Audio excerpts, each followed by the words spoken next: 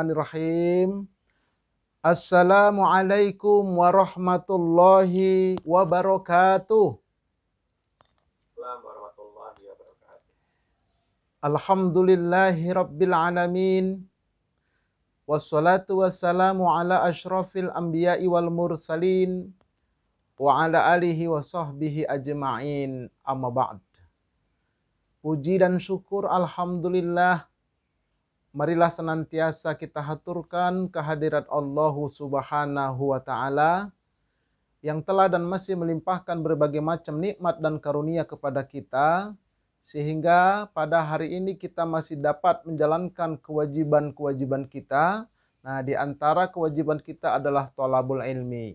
Mudah-mudahan Allah Subhanahu wa Ta'ala memberikan kepada kita semua ilmu yang berkah, bermanfaat dunia dan akhirat. Amin. Allahumma amin. Salawat beruntaikan salam semoga Allah sampaikan keharibaan putra Abdullah, buah hati Aminah kekasih Allah, Nabi kita Muhammad sallallahu alaihi wasallam. Baik, Bapak-bapak, Ibu-ibu sekalian, sebelumnya saya ingin memperkenalkan dulu bahwa saya punya majelis ya di YouTube, Majelis Studi Dakwah Terapan, yang mengulas dan mengkaji materi-materi dakwah untuk dapat diterapkan dalam ibadah dan kehidupan sehari-hari. Sudah 101 video saya upload, ya insya Allah bermanfaat. Ya, di antaranya tentang lapisan-lapisan kolbu, tentang bagaimana berpuasa dan seterusnya. Nah, kemudian juga nanti tentang manajemen harta, tentang zakat, mal dan sebagainya lah. Silakan nanti berkunjung ke channel saya, Ustadz Arifin Purba Official. Nah, itu nama channelnya, Ustadz Arifin Purba Official. Tapi dengan sangat kerendahan hati, diharapkan untuk subscribe, like, and share. Dan itu gratis. Oke, baik. Nah, saya sampaikan terlebih dahulu moto atau semboyan hidup. Ini diungkapkan oleh Imam Malik. Apa motonya? Zuhud bukanlah ketiadaan harta, namun mengosongkan hati dari harta. Nah, ini kata Imam Malik. Jadi Imam Malik ini salah seorang imam yang 4 itu. Dan Imam Malik adalah imam yang kaya raya. Banyak hartanya. Tetapi nggak sampai ke kolbunya, cuma di tangan hartanya itu. Tuh, satu ketika Imam Malik dapat hadiah kuda yang bagus, kuda ben, begitulah kira-kira ya. Nah, ada jamaahnya bilang, bagus sekali nih kudanya Tuan Guru. Kamu suka ya? Wah ya suka, udah bawalah. Yang bener ini bawalah, dikasih dengan rela hati. Nah, kenapa? Karena harta itu ditaruh di tangan, tidak di kolbu. Tapi akhirat taruh di kolbu. Nah, ini saya kira bagus untuk kita jadikan pedoman kita, semboyan kita. Kita boleh jadi orang kaya asalkan halal caranya. Setelah kaya banyak harta, nah amalkan. Nah, ini akan kita kaji insyaallah ya. Baik, yang saya hormati Ketua IKAPACI 84, Ikatan Alumni Pakci SMA 8 Jogja tahun 1984, yaitu Bapak Kombes Polisi Dr. Andes Sutrisno Untoro APT. Oke. Yang kita hormati pagi hari ini adalah host kita, yaitu Dr. Istiningsih MPD. Ya. Kemudian juga co-host kita Dr. Randa Kiswar Pancawardani.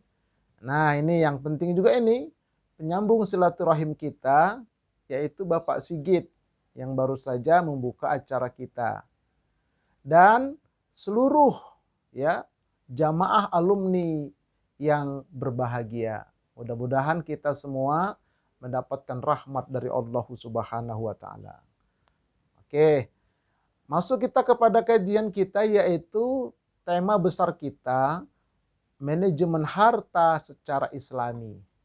Nah, subtemanya adalah infak, zakat, sodakoh. Itu urutannya. Infak dulu, baru zakat, baru sedekah. Ya, kadang-kadang sebagian kaum muslimin tidak bisa membedakan apa itu infak, apa itu sedekah. Nah, ini kita akan kaji. Ya, inilah tema besar kita manajemen harta.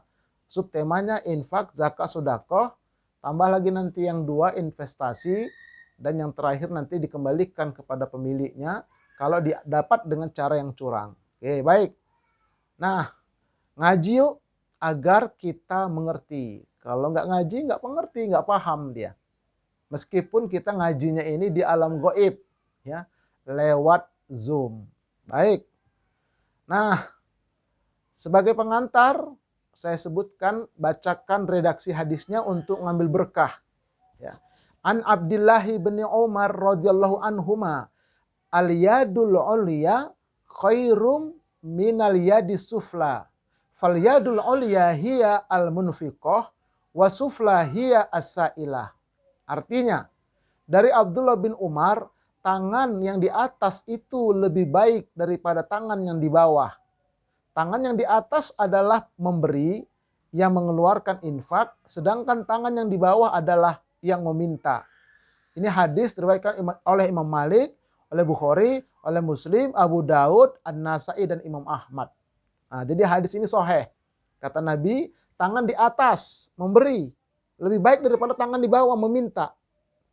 Nah, tapi kadang-kadang ada orang, kalau begitu Ustadz tangan di atas kan lebih baik. Nah iya, Ustadz kan mau ngasihnya dari bawah begini. Nah, dia ngambil dari atas. Nah, itu namanya akal-akalan. Jadi tangan dari atas itu artinya tangan memberi, yang di bawah menerima. Oke, itu pemahamannya. Jadi sangat mulia kalau kita suka memberi. Baik. Nah, kedudukan harta dalam Islam. Nah, ini kita harus pahami dulu. Apa sih sebetulnya harta itu dalam Islam? Bagaimana kedudukannya? Mari kita lihat. Ya, kedudukan harta di dalam Islam. Nah, kita lihat ya. Yang pertama, harta itu sebagai hak guna pakai, bukan hak milik. Nah, ini firman Allah. Bismillahirrahmanirrahim. Aminu billahi wa rasulihi wa anfiqu mimma ja'alakum mustakhlafina fihi. Falladzina amanu minkum wa anfaqu lahum ajrun kabir. Artinya, berimanlah kamu kepada Allah dan Rasul-Nya, dan nafkahkanlah sebagian dari hartamu yang Allah telah menjadikan kamu untuk menggunakannya. Maka orang-orang yang beriman di antara kamu dan menafkahkan sebagian dari hartanya memperoleh pahala yang besar. Nah, jadi ingat, harta yang ada pada kita bukan hak milik, tapi hak guna pakai atau titipan dari Allah. Nah, itu harus kita tanamkan dalam kalbu kita. Kita bentuk dari mindset kita. Supaya apa? Supaya kita tidak salah paham terhadap harta. Oke, ini pertama ya. Jadi hak guna pakai, bukan hak milik. Nah, yang kedua, harta itu sebagai ujian, bukan kenikmatan semata. Makanya Allah berfirman, innama amwalukum wa auladukum fitnah wallahu indahu ajrun azim. Nah, ini artinya, sesungguhnya hartamu dan anak-anakmu hanyalah cobaan, yaitu ujian bagimu, dan di sisi Allah pahala yang besar. Kalau kita lulus diuji dengan harta, dengan anak, Allah siapkan pahala yang besar di sisi Allah. Nah, agar kita lulus ujian dengan harta ini, mari kita kaji tentang manajemen harta secara Islam. Kalau nggak lulus, bahaya nanti di akhirat. 2 pertanyaan, dari mana kau dapat, kemana kau gunakan. Lama prosesnya. Karena tidak tahu dia memanagenya. Yang kedua. Yang ketiga, harta itu sebagai tabungan hari akhirat, bukan untuk orang lain. Sebetulnya tabungan kita. Nampaknya saja kita kasih ke orang, diterima orang. Hakikatnya itulah punya kita di akhirat nanti. Nah, makanya Allah berfirman, alladzina yunfiquna amwalahum fi sabilillah thumma la yutbi'una ma anfaqu mannaw wala adha lahum ajruhum 'inda rabbihim wala khaufun 'alaihim wala hum yahzanun. Artinya, orang-orang yang menafkahkan hartanya di jalan Allah, kemudian mereka tidak mengiringi apa yang dinafkahkannya itu dengan menyebut-nyebut pemberiannya dan dengan tidak menyakiti si penerima harta, mereka memperoleh pahala di sisi Tuhan mereka. Tidak ada kekhawatiran terhadap mereka dan tidak pula mereka bersedih hati. Nah, jadi dapat pahala dari Allah asalkan ikhlas, jangan diungkit-ungkit. Nah, misalnya begini, itu masjid kalau nggak gara-gara saya yang bangun, nggak mungkin berdiri. Nah, itu hapus amalannya. Kamu kalau nggak saya tolong, kamu nggak bisa begitu. Nah, itu hapus amalannya. Namanya mengungkit-ungkit. Bertobat kita kepada Allah kalau kita pernah seperti itu. Nah, ini ya, supaya apa? Supaya apa yang kita nafkahkan itu menjadi tabungan kita di akhirat. Oke.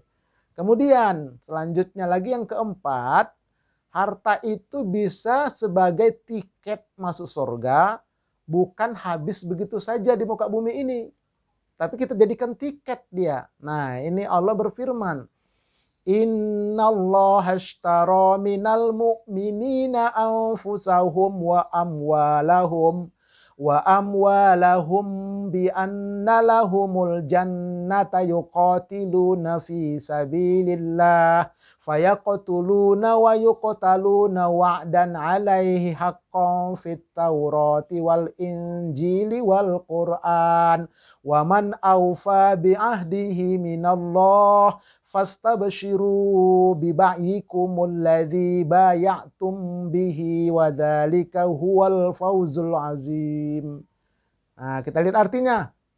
Sesungguhnya Allah telah membeli dari orang-orang mukmin diri dan harta mereka dengan memberikan surga untuk mereka. Mereka berperang pada jalan Allah lalu mereka membunuh atau terbunuh. Itu telah menjadi janji yang benar dari Allah dalam Taurat dan Injil dan Al-Quran. Dan siapa yang lebih menepati janjinya selain daripada Allah, maka bergembiralah dengan jual beli yang telah kamu lakukan itu. Dan itulah kemenangan yang besar. Jadi harta itu bisa kita jadikan tiket untuk masuk surga, itu maknanya. Ayo, dengan cara apa? Dengan cara kita manage harta kita secara Islam agar nanti dia sebagai tiket masuk ke dalam surga. Itu ya. Nah, kemudian yang kelima, harta itu sebagai perhiasan hidup dunia saja jika tidak pandai memanagenya. Jadi ya sekedar kenikmatan dunia saja, nggak sampai ke akhirat. Karena tidak bisa dia memanage secara Islami. Makanya Allah berfirman, al-malu wal banuna zinatul hayatid dunya wal baqiyatus solihatu khairun 'inda rabbika thawaban wa khairun amala. Artinya, harta dan anak-anak adalah perhiasan kehidupan dunia, tetapi amalan-amalan yang kekal lagi soleh adalah lebih baik pahalanya di sisi Tuhanmu, serta lebih baik untuk menjadi harapan. Artinya, kalau harta dan anak itu bisa kita bentuk, kita manage dia secara Islam, dia akan menjadi amalan soleh yang kekal abadi. Anak-anak bisa mendoakan kita, harta bisa mengalir pahalanya terus sampai ke akhirat. Kalau kita pintar memanagenya secara Islam. Tapi kalau tidak, sekedar perhiasan kehidupan dunia. Banyak orang yang berpoya-poya dia. Hartanya banyak, habis begitu saja. Kadang-kadang harta banyak, habis untuk berobat aja. Berobat aja. Nggak jelas. Nah ini makanya ayo mari kita manage. Supaya dia bermanfaat sampai ke akhirat. Oke, nah kemudian ancaman bagi orang yang bakhil, kikir, pelit, medit, buntut kasir, korek, bedangki. Nah, apalagi banyak kali istilahnya itu. Nah, sampai-sampai Dia punya duit itu digembok duitnya. Saking pelitnya, digembok tuh duit, bayangkan. Nah, na'udzubillah min dzalik. Apa ini ancamannya? Ini supaya kita jadi pelajaran ya. Nah, yang pertama kita lihat akan ditimpa azab yang pedih di dunia jika tidak bersyukur. Allah berfirman, "Wa idz ta'adzana rabbukum la in syakartum la azidannakum wa la in kafartum inna adzabi lasyadid." Artinya, dan ingatlah tatkala Tuhanmu memaklumkan, sesungguhnya jika kamu bersyukur, pasti kami akan menambah nikmat kepadamu. Dan jika kamu mengingkari nikmatku, maka sesungguhnya azabku sangat pedih. Jadi orang pelit, medit, korek, bentuk kasir, dan seterusnya itu adalah orang kufur nikmat. Karena udah dikasih Allah, nggak dia keluarin. Nah, itu nanti bisa jadi hartanya hilang, tertipu, kebakaran, dan sebagainya. Karena Allah murka dia. Oke, ini yang pertama. Ya ancamannya. Yang kedua, akan menyesal di alam kubur dan minta kembali ke dunia. Ini dalilnya. Wa anfiqu mimma razaqnakum min qabli ayyatiya ahadakumul maut fayaqula rabbi laula akhartani ila ajalin qarib fa'asaddaqa wa akum minas solihin. Kita lihat artinya. Dan nafkahkanlah sebagian dari apa yang telah kami berikan kepadamu sebelum datang kematian kepada salah seorang di antara kamu. Lalu ia berkata, ya Tuhanku, mengapa engkau tidak menangguhkan kematianku sampai waktu yang dekat yang menyebabkan aku dapat bersedekah dan aku termasuk orang-orang yang soleh. Ini adalah ungkapan penyesalan bagi mereka di dalam kubur yang selama hidup tidak melakukan infak, zakat, sedekah. Mereka tumpuk-tumpuk harta. Nah, di alam kubur mereka menyesal, minta kembali ke dunia. Tapi apa kata malaikat penjaga kubur? Sudah terlambat mas bro, katanya. Udah terlambat. Terimalah ini nasibmu. Begitu. Nah, jadi Allah kasih informasi lewat firman ini. Makanya sebelum kita ke alam kubur, yuk kita sadari. Ya, makanya dalam firman lain kata Allah, alhaakumut takatsur hatta zurtumul maqabir. Celakalah orang yang menumpuk-numpuk harta, tidak dikeluarkan infak, zakat, sedekahnya sampai mereka masuk ke alam kubur, mereka menyesal di sana. Ini dalilnya. Jadi paham kita sekarang. Nah, selanjutnya yang ketiga, akan dijadikan setrikaan yang sangat panas nanti di neraka. Allah berfirman, yauma yuhma 'alaiha fi nari jahannam fatukwa biha jibahuhum wa junubuhum wa zuhuruhum hadza ma kanaztum li anfusikum fadzuqu ma kuntum taknizun. Artinya, pada hari dipanaskan emas dan perak itu dalam neraka jahanam, lalu dibakar dengannya dahi mereka, lambung mereka, dan punggung mereka. Lalu dikatakanlah kepada mereka, inilah harta bendamu yang kamu simpan untuk dirimu sendiri. Maka rasakanlah sekarang akibat dari apa yang kau simpan-simpan itu. Nah, jadi jelas ancamannya. Ini bukan nakut-nakutin, memang sangat menakutkan. Ya, dijadikan setrikaan panas, jidat disetrika, lambung disetrika, punggung disetrika. Lalu dikatakan oleh malaikat jahanam di sana, nih harta yang kau simpan-simpan dulu nih. Nggak kau keluarkan infaknya, zakatnya, sedekahnya. Nah, jadi Allah kasih tahu lewat Quran. Yang tahu yang ngaji. Kalau nggak ngaji, nggak tahu dia. Sampai sana baru menyesal. Terlambat mas bro, kata malaikat. Oke, mudah-mudahan ini jadi ibroh, pelajaran buat kita. Peringatan buat kita. Ini yang ketiga ya, ancamannya. Nah, kemudian nanti akan dijadikan ular jantan yang sangat berbisa. Kita lihat hadisnya. An Abi Hurairah taqol, qala Rasulullah sallallahu alaihi wasallam, man atahullahu malan falam yu'addi zakatahu mustilalahu maluhu suja'an aqra'a lahu zabibatani yutawwiquhu yaumal qiyamati ya'khudhu bilihzi mataihi yakni bisidqahihi yaqulu ana maliku ana kanzuka. Artinya dari Abu Hurairah berkata, telah bersabda Rasulullah sallallahu alaihi wasallam, barang siapa yang diberi Allah harta tetapi tidak mengeluarkan zakatnya, harta itu akan dirupakan pada hari kiamat sebagai seekor ular jantan yang amat berbisa, dengan kedua matanya dilindungi warna hitam kelam, lalu dikalungkan ke lehernya. Maka ular itu akan memegang rahangnya dan mengatakan kepadanya, saya ini adalah simpananmu, harta kekayaanmu. Nah, itu kenapa nggak dikeluarkan infak, zakat, sedekah? Dilobah bentuk jadi ular hitam jantan, matanya hitam, berbisa, nyangkut di leher, digigit rahang mereka. Na'udzubillah min dzalik. Hadis ini sahih, riwayat Imam Bukhari. Nah, inilah ancamannya dari Allah. Oke, nah sekarang yang kelima, akan didoakan celaka oleh malaikat subuh. Jadi ada dua malaikat tiap subuh turun. Ini hadisnya. An Abi Hurairah radhiyallahu anhu, anna Nabiyya sallallahu alaihi wasallam qala, ma min yaumin yusbihul ibadu fihi illa malakani yanzilani fayaqulu ahaduhuma Allahumma a'ti munfiqan kholafan wa yaqulul akharu Allahumma a'ti mumsikan talafan. Apa artinya? Kita lihat.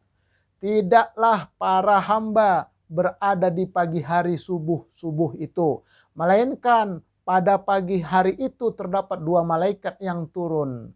Salah satunya berdoa, ya Allah, berikanlah ganti kepada orang yang berinfak itu. Sedangkan yang lain berkata, ya Allah, berikanlah kebinasaan harta orang yang tidak berinfak, artinya yang menahan hartanya. Nah, jadi bersedekah itu paling afdol subuh. Kita mau berangkat sholat subuh nih, bawalah uang, entah 5.000, entah 10.000, entah berapapun. Masukkan ke kotak infak di masjid, nah langsung kita sholat subuh. Itu paling afdol. Tapi setidak-tidaknya kata ulama, satu hari ini sampai maghrib nanti, jangan sampai nggak sedekah. Pilih siangnya, pilih sorenya, pilih paginya, silakan. Karena didoakan kita, doa kebaikan oleh satu malaikat. Tapi kalau satu hari itu nggak ada sedekah, maka doa kecelakaan dari malaikat setiap hari. Ini hadisnya sahih. Ayo, mari sama-sama kita sadari ini. Nah, gampang kok, sedikit aja cicil-cicil mampunya kita sedikit. Tapi tiap hari, kalau bisa siap tubuh, ke musola, ke masjid. Nah, alhamdulillah, begitu saya lakukan. Setiap subuh, ya kita taruh tuh duit ke kotak. Nggak usah perlu tahu orang, kan ada kotak yang diem tuh. Taruh aja udah, masukin. Gitu caranya ya. Nah, didoakan malaikat kita. Doa yang baik. Oke, nah sekarang kita sebaliknya. Keutamaan orang yang suka berbagi. Nah, ini ada pula dia. Yuk sedekah agar berkah. Kalau tadi ancaman, nah sekarang keutamaannya, kabar gembiranya nih. Sepasang dia. Kayak dakwah Nabi itu kan sepasang. Basyira wa nazira. Pemberi kabar gembira, pemberi kabar ancaman. Dakwah pun begitu. Pertama kita tadi menakutkan, ancaman, sudah. Menghindar kita. Nah sekarang keutamaannya. Apa sih keutamaan orang suka berbagi? Nih yang pertama, dapat mensucikan jiwa, membersihkan harta, dan menenangkan hati. 3 sekaligus. Allah berfirman, khudz min amwalihim shadaqatan tutahhiruhum wa tuzakkihim biha wa sholli alaihim inna sholataka sakanul lahum wallahu sami'un alim. Artinya, ambillah zakat dari sebagian harta mereka. Dengan zakat itu, kamu membersihkan dan mensucikan mereka. Dan mendoalah untuk mereka. Sesungguhnya doa kamu itu menjadi ketentraman jiwa bagi mereka. Dan Allah maha mendengar lagi maha mengetahui. Nih, jadi fungsinya infak, zakat, sedekah itu pertama membersihkan harta. Karena pada harta kita itu banyak kotoran-kotorannya. Kalau tidak dibersihkan dengan zakat, maka nanti kotoran itu akan merusak harta kita yang lain. Itu tadi, seperti kecurian, kebakaran, atau tertipu orang lain miliaran. Caranya Allah mengambilnya begitu. Kenapa? Karena nggak kita keluarkan kotoran-kotorannya. Tuh yang pertama. Jadi kalau kita keluarkan, bersih harta kita. Yang kedua, mensucikan jiwa. Jadi kolbu, jiwa, ini nanti silakan dilihat ya, kolbu itu, jiwa itu ada di kolbu lapisan mana. Karena kolbu itu 3 lapis. Lapisan luar, lapisan tengah, lapisan dalam. Ini Pak Haji Sigit sudah paham ini insya Allah ya. Karena sudah saya bikin YouTube-nya. Silakan nonton YouTube. Di channel saya ya, itu saya sebutkan. Nah, jadi zakat, infak, zakat, sedekah ini adalah pensuci jiwa. Puasa Ramadan pensuci jiwa, baca Al-Quran pensuci jiwa, sholat pensuci jiwa. Semua amal ibadah itu mensucikan jiwa. Asalkan ketika kita mengamalkannya kita jiwai. Kalau nggak kita jiwai, nggak jadi suci jiwa kita. Nah ini ya, kemudian yang ketiga, doakanlah orang yang suka memberi. Maka doa kita itu menenteramkan jiwa mereka, hati mereka.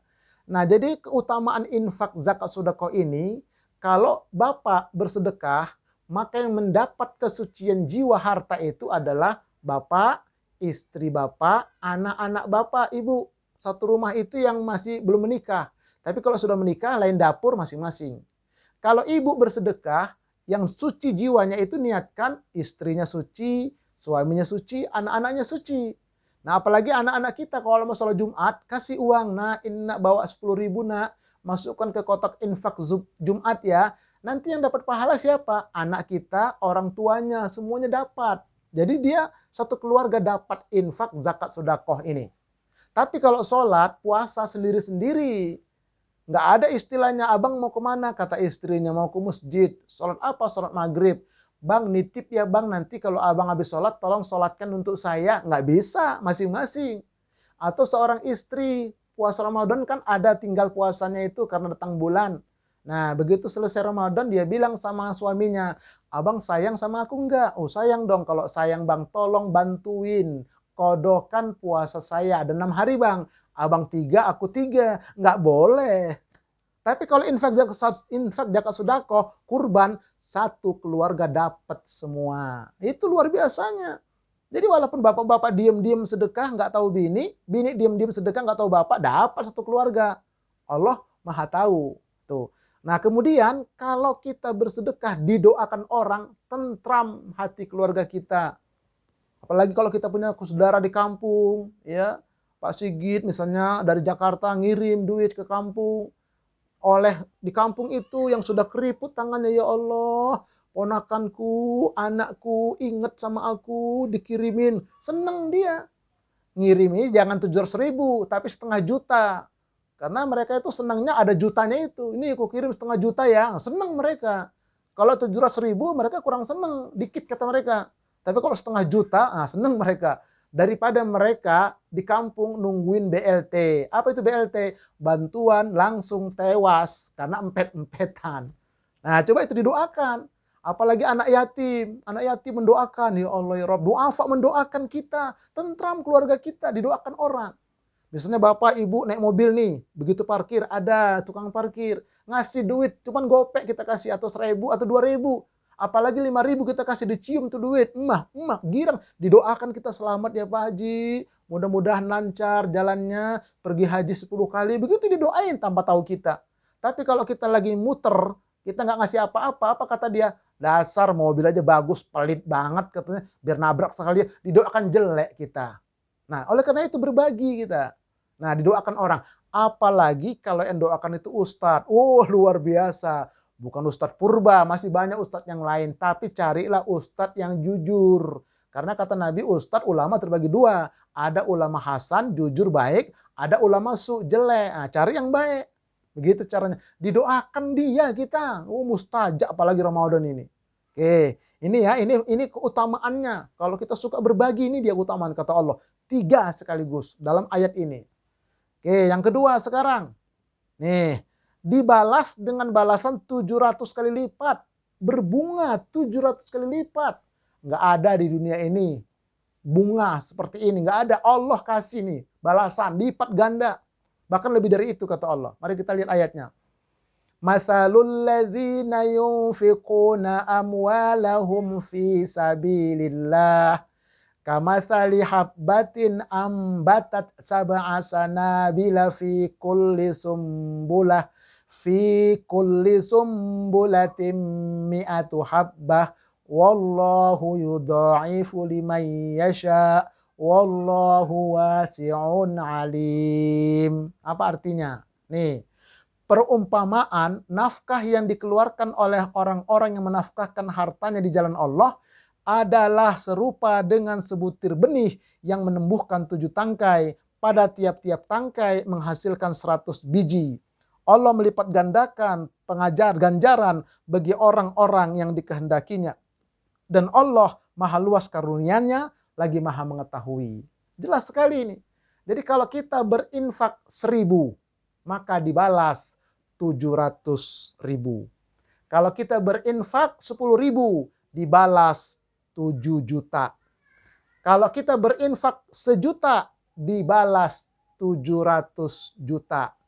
Nih Bapak Ibu, kalau berinfak untuk dakwah, wah yuk saya mau berinfak untuk Ustadz ini 1 mobil Pajero, dibalas 700 mobil Pajero. Nggak percaya? Coba.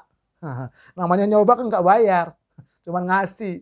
Infak dakwah tuh, dipakai dakwah sama Ustadz misalnya, dapat 700 Pajero.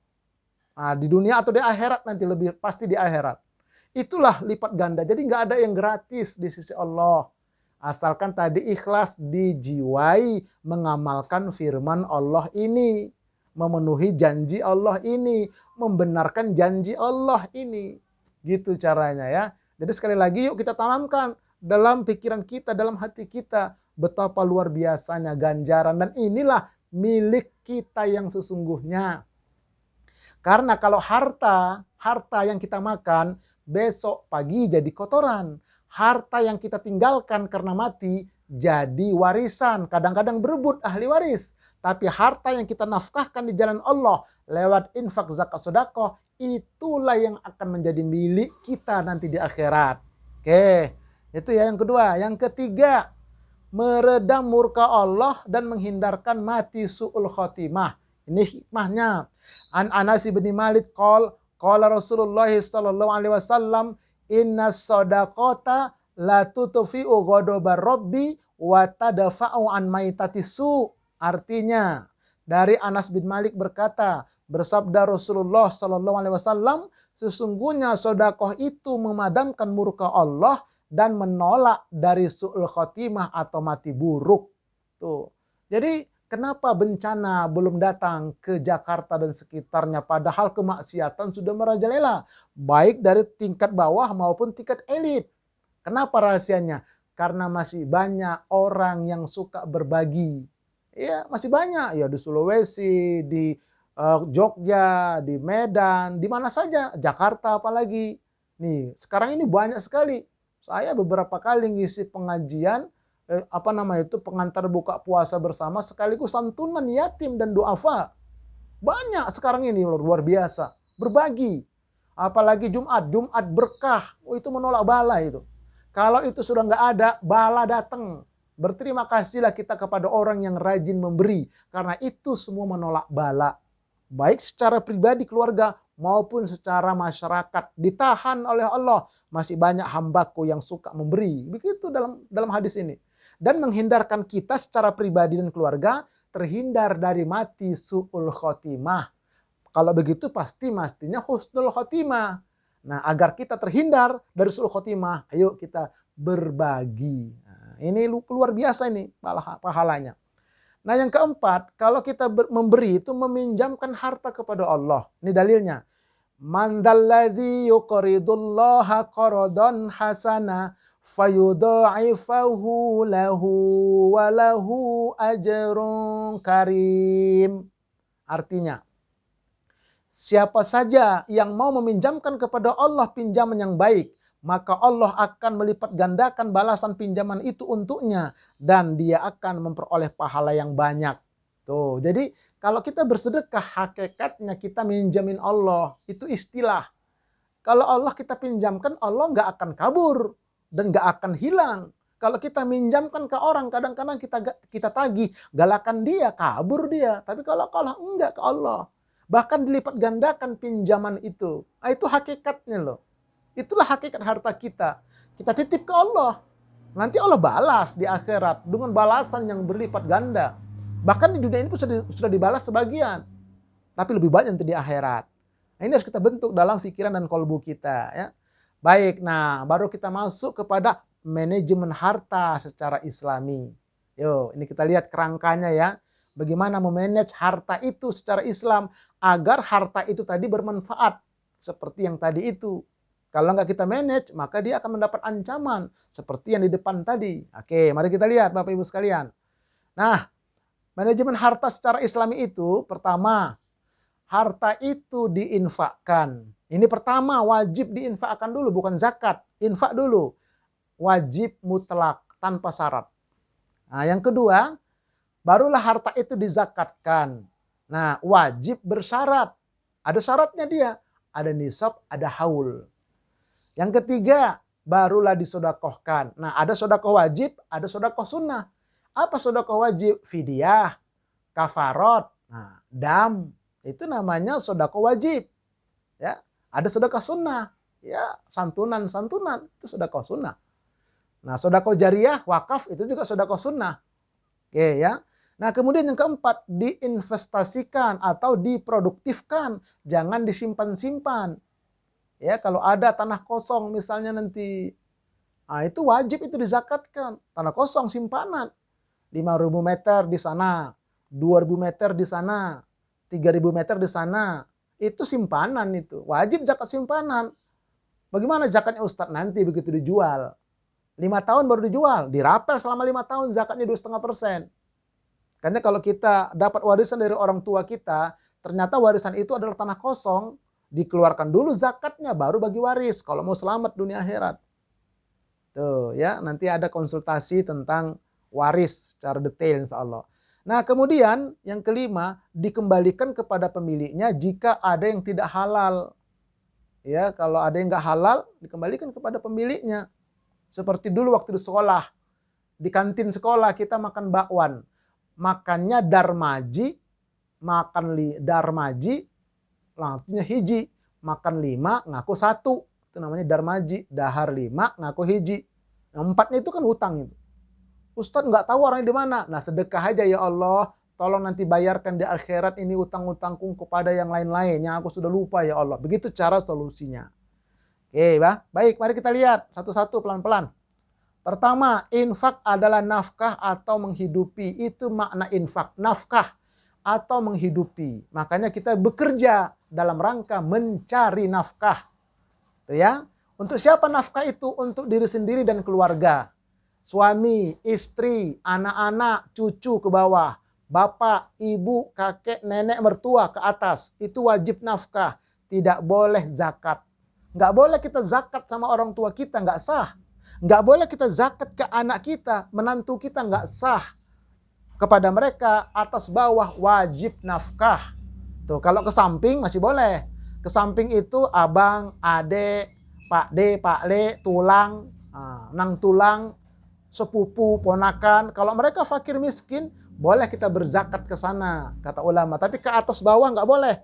Atas bawah nggak boleh, wajib nafkah. Tuh. Ya, kemudian yang kedua, anak yatim. Anak yatim tidak sah dikasih zakat, nggak sah.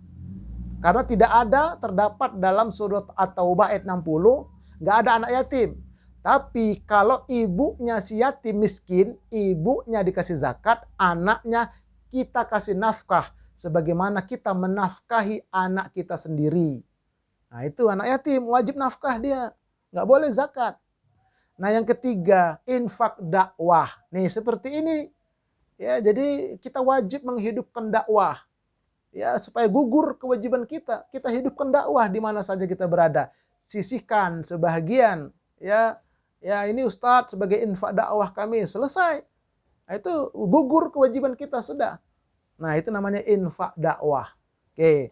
Nah, inilah yang dikatakan nafkah atau infak itu. Ini wajib pertama ini. Nggak ada syarat, wajib dia. Kita bekerja mencari nafkah ini untuknya, maksudnya. Nah, baik, mari kita lihat dalilnya.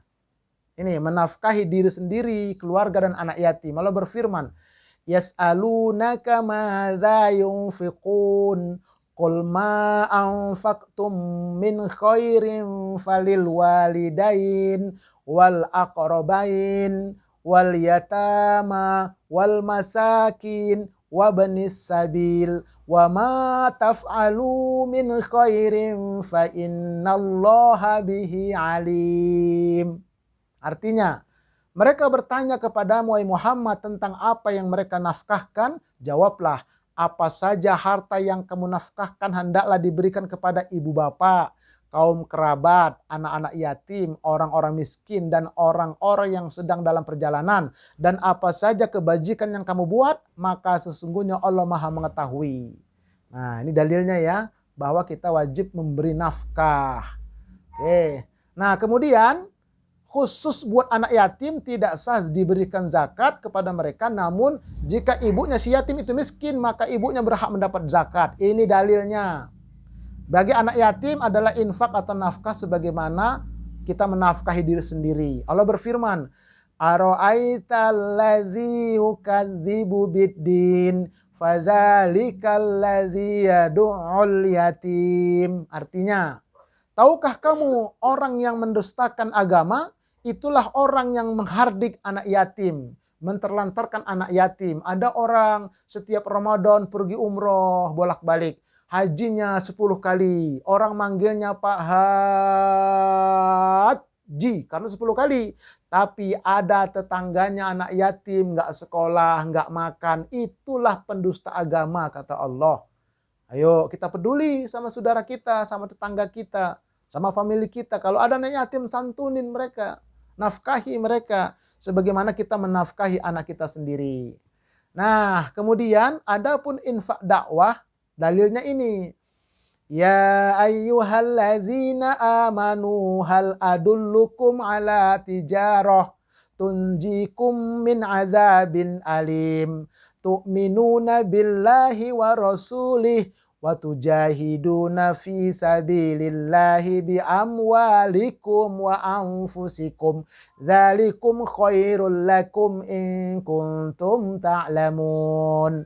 Artinya, hai orang-orang yang beriman, sukakah kamu aku tunjukkan suatu perniagaan yang dapat menyelamatkanmu dari azab yang pedih, yaitu kamu beriman kepada Allah dan Rasul-Nya dan berjihad di jalan Allah dengan harta dan jiwamu. Itu lebih baik bagi kamu jika kamu mengetahui. Nah, jadi dengan harta kita berjihad membela agama Allah dengan harta. Nah, ini dalilnya ya.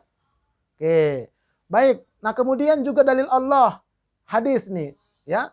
Zaidu ibnu Khalid radhiyallahu anhu anna Rasulullah sallallahu alaihi wasallam qala man jahaza ghaziyan fi sabilillahi faqad ghaza wa man khalafa ghaziyan fi sabilillahi bi khairin faqad ghaza. Artinya, siapa yang menyiapkan kebutuhan seseorang untuk berjuang di jalan Allah, maka sesungguhnya dia telah ikut berjuang. Dan siapa yang mengurus keluarga orang yang berperang fisabilillah dengan baik, maka sungguh dia telah ikut berperang.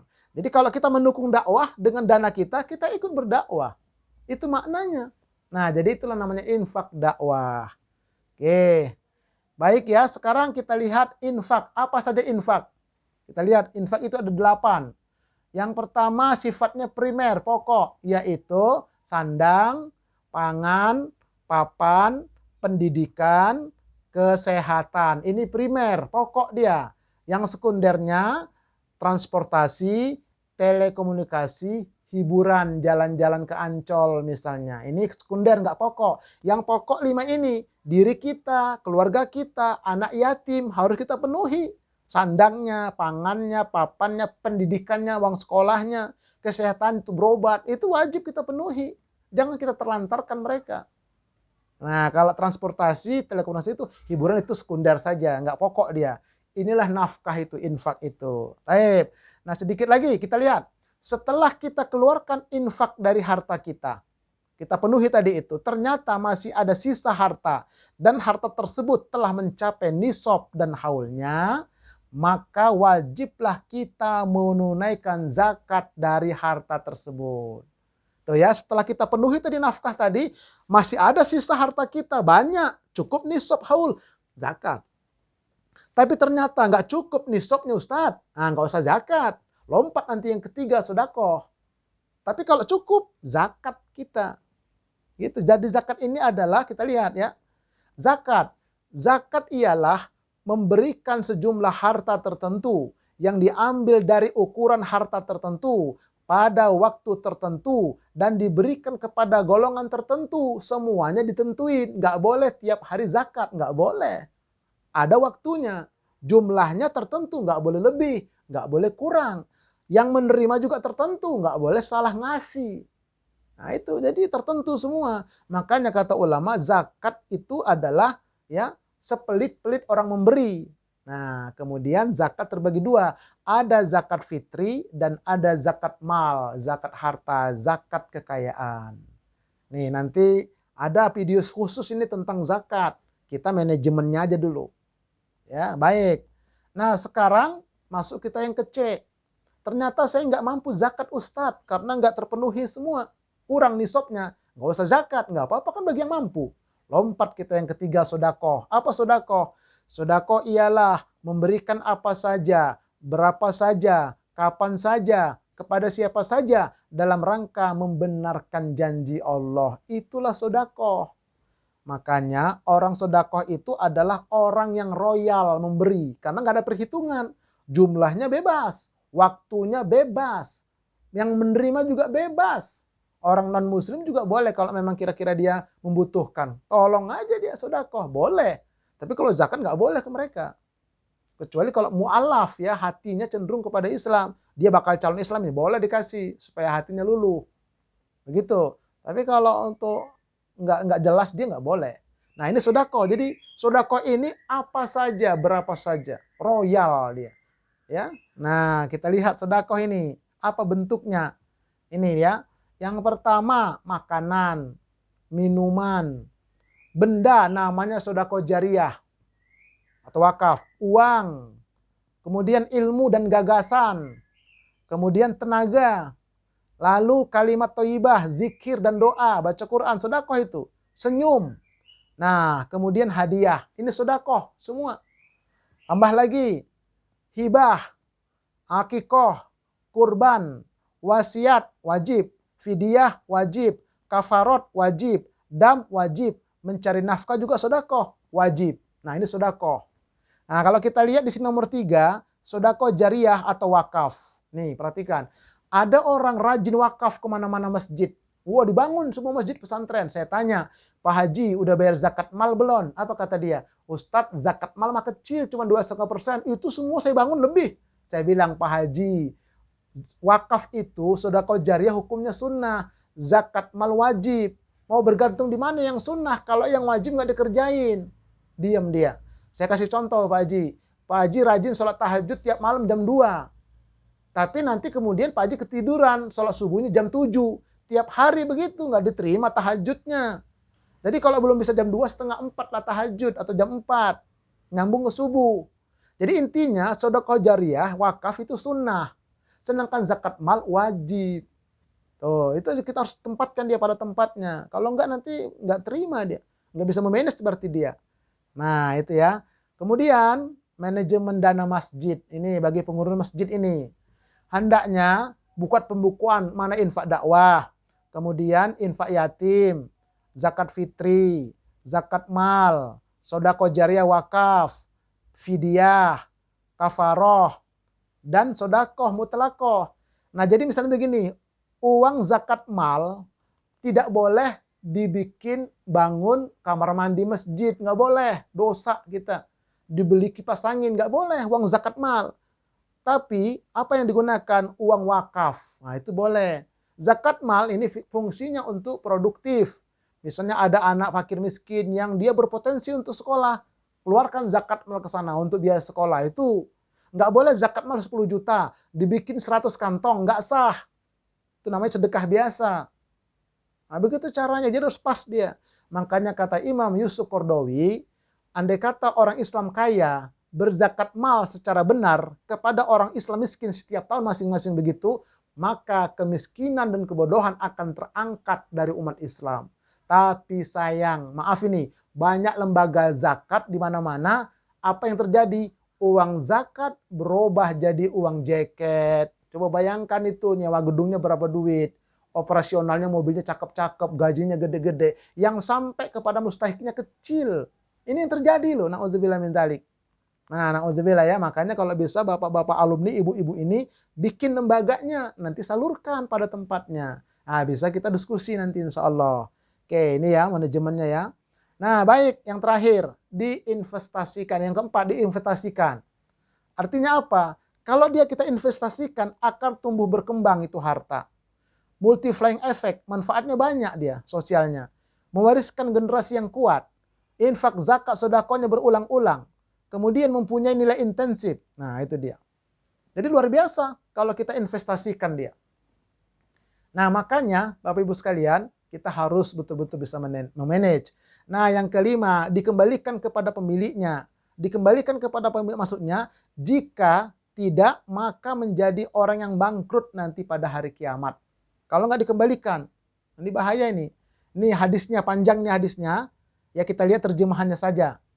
Nih, dari Abu Hurairah, Nabi bersabda, tahukah kalian siapa orang muflis bangkrut itu? Para sahabat menjawab, orang muflis, orang bangkrut di antara kami, wahai Rasulullah, adalah yang tidak mempunyai uang dan tidak mempunyai kesenangan. Bersabda Rasulullah, sesungguhnya orang yang muflis di antara kamu adalah orang yang datang pada hari kiamat dengan membawa pahala puasa, pahala sholat, pahala zakat. Sementara itu dia pernah mencaci maki si fulan, menuduh si fulan, memakan harta si fulan dengan cara yang zalim. Kemudian ditukarkanlah kebaikannya dengan kesalahan orang yang dizalimi. Apabila telah habis kebaikannya sementara kesalahannya kepada orang yang dizalimi itu belum selesai, lalu ditimpakanlah kesalahan orang yang dizalimi itu kepadanya, dan kemudian ia pun dilemparkan ke dalam neraka, bangkrut di akhirat. Dan nanti kalau ada orang sering ngambil sendal di masjid, ya nanti di akhirat dia nyari, ini sendal siapa? Oh punya saya, ini saya pulangin. Saya nggak mau, kata orang itu. Minta pahala Anda, dikasih pahala. Banyak yang begitu, habis bangkrut dia. Lama-lama masih orang nuntut. Kemudian dosa orang ditimpakan kepada dia. Maka dilemparkanlah dia ke dalam api neraka. Kalau selama hidup nggak dipulangin apa yang pernah dia curi, apa yang pernah dia ambil. Na'udzubillahi min dzalik. Nah, inilah manajemen harta secara global. Apa kesimpulannya Bapak Ibu? Mari kita lihat. Kita harus paham kedudukan harta dalam Islam.